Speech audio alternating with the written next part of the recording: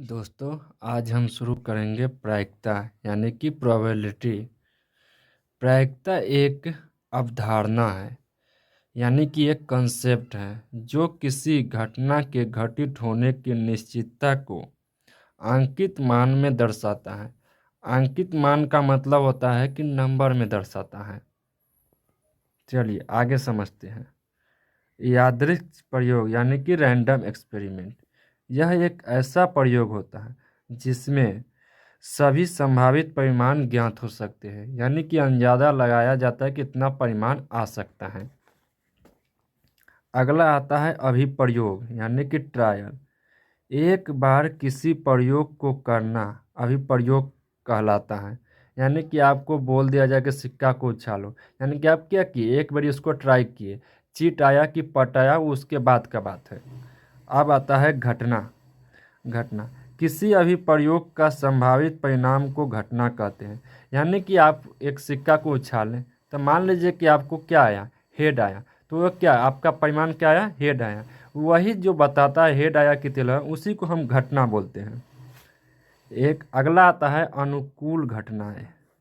अनुकूल घटनाएं ऐसी स्थिति जिसमें किसी घटना के घटित होने की पूरी पूरी संभावना हो, यानी कि नहीं कहा जाता है कि अगर जब हम सिक्का उछालते हैं तब बोलता है कि हेड ही आएगा, हेड ही आएगा। यह क्या होता है, एक निश्चित अनुमान लगाया जाता है जिसको अनुकूल घटनाएं कहते हैं, और कभी कभी आ भी जाता है। अगला आता है प्रयोग। प्रयोग को समझते हैं। एक सिक्का को उछालना, प्रयोग में क्या है, पहले क्या किया, एक सिक्का को उछालें। यदि हम एक सिक्का को उछालते हैं तो सिक्के को ऊपरी सतह पर या तो चिट यानी कि हेड या तो पट यानी कि तेल आता है, यानी कि टोटल कुल परिणाम कितना आता है, 2 आता है। हेड आ सकता है या तेल आ सकता है। कुल परिणाम की बात करें तो कितना आएगा, 2 आएगा। अब आगे समझते हैं। यदि हम दो सिक्कों को एक साथ उछालते हैं तो इन सिक्कों के बाहरी सतह पर क्या आ सकता है, कभी हेडेड भी आ सकता है, या हेड टेल भी आ सकता है, या टेल हेड भी आ सकता है, या टेल टेल भी आ सकता है। यानी कि इसके कुल परिमाण कितने होते हैं, इसके कुल परिणाम होते हैं 4। अगला है 3 सिक्का। अगर जब हम 3 सिक्का को उछालते हैं तो इसके कुल परिमाण जो आता है वो 8 आता है। पहला बार उछाले तो हेड हेड हेड आ सकता है, दूसरा हेड हेड टेल आ सकता है, तीसरा हेड टेल टेल आ सकता है, और चौथा हेड टेल हेड हेड, और पांचवा टेल हेड टेल आ सकता है, फिर टेल टेल हेड आ सकता है, हेड टेल हेड, और फिर उसके बाद लास्ट में टेल टेल भी आ सकता है। ये उसके बाद की बात है। यदि एक पासे को एक बार उछाला जाता है तो इसके ऊपरी सतह पर 1 2 3 4 5 6 आता है। यानी कि अगर जो हम एक पासा का उपयोग कहाँ किया जाता है, लूडो खेलने में। यानी कि अगर जो एक पासा को उछाला जाता है तो उसके परिमाण पर क्या रहता है, 1 भी 2 भी 3 4 5 6, इन संख्या में से कोई भी एक आ सकता है। इसके कुल परिमाण जो होते हैं, परिणाम, वो 6 होते हैं। कितना, 6। अगला है यदि 2 पासे को एक बार उछाला जाता है तो उनके ऊपरी सतह पर बहुत सारे परिमाण आ सकते हैं। जैसे इसको ध्यान से समझिए, यानी कि इसके कुल परिणाम जो आते हैं वो 36 आते हैं। पहले एक एक भी आ सकता है, 2 को लेंगे, दूसरा 1 2 भी आ सकता है, इस प्रकार कितने कुल 36 परिणाम आते हैं। अब अगला बात करते हैं ताश के बारे में। ताश तो आप सभी ने देखा होगा।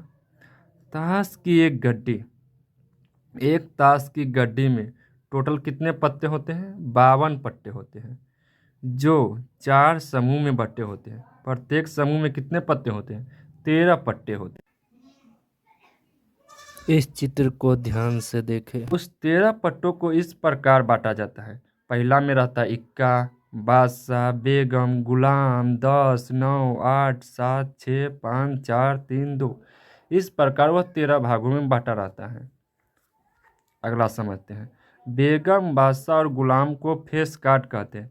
इसको फेस कार्ड क्यों कहते हैं, क्योंकि उसके पत्ता को देखिएगा तो उसमें एक चेहरा टाइप का बना रहता है, इसलिए इसको फेस कार्ड कहते हैं। प्रत्येक समूह में 3 3 फेस कार्ड होते हैं, यानी कि 4 समूह में कितने फेस कार्ड हुए, 3। यानी कि अतः कुल फेस कार्डों की संख्या कितनी हो जाती है, 12। अगला है बिना फेस वाले कार्डों की। अगर जो फेस वाले कार्डों की संख्या 12 है तो बिना फेस वाले कार्डों की संख्या कितनी हो जाएगी? 52 माइनस 12, यानी कि टोटल 40 बिना फेस वाले कार्ड हो जाएंगे। अब अगला आता है, अगर जो प्रायिकता किसी निश्चित घटना की प्रायिकता आपको निकालना है तो उसके लिए क्या फार्मूला होता है? P इंटू ई जो होता है घटना के अनुकूल परिणामों की संख्या होती है।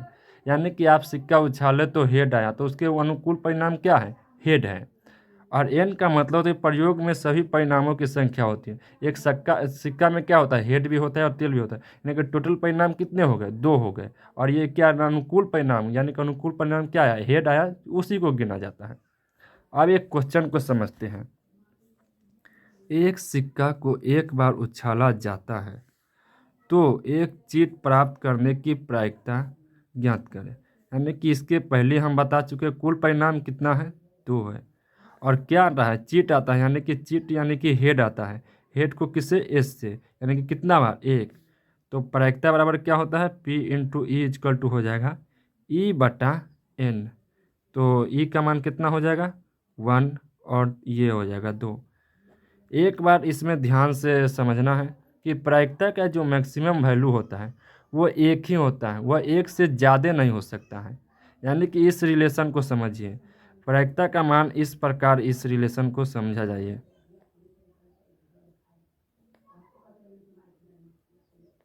यानी कि देखिए, प्रायिकता का मान क्या हो सकता है? 1 के बराबर या 1 से छोटा रह सकता है, और 0 से बड़ा, यही प्रायिकता का मान होता है। 1 से वो कभी बड़ा नहीं हो सकता प्रायिकता।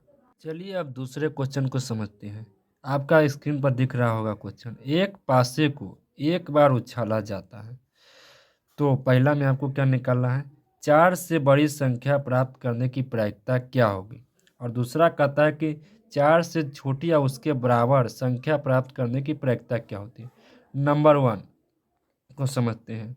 यानी कि आपको 4 से बड़ी क्या आ सकता है? 5 और 6 आ सकता है। यानी कि अनुकूल परिणाम कितना हो गया? अनुकूल परिणाम आपके हो गए 2। और टोटल पासे में कितने परिणाम होते हैं?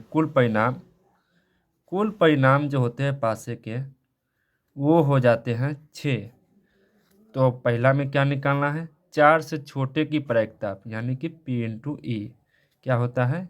E बाई N, यानी कि 2/6 कट के कितना आ जाएगा? 1/3। अब दूसरे में क्या कहता है? 4 से छोटी या उसके बराबर। तो 4 से छोटी क्या आ सकता है? 1 2 3 4। ये कितने होंगे? 4 से छोटी या 4 के बराबर। तो कुल अनुकूल परिणाम कितना हो जाएगा? कुल अनुकूल परिणाम, यानी कि E बराबर कितना हो गया? 4। और कुल परिणाम N बराबर हो गया 6। तो दूसरा नंबर में आपको क्या निकालना है? सेम काम करना है। P इंटू ई बराबर हो जाएगा E अपॉन N।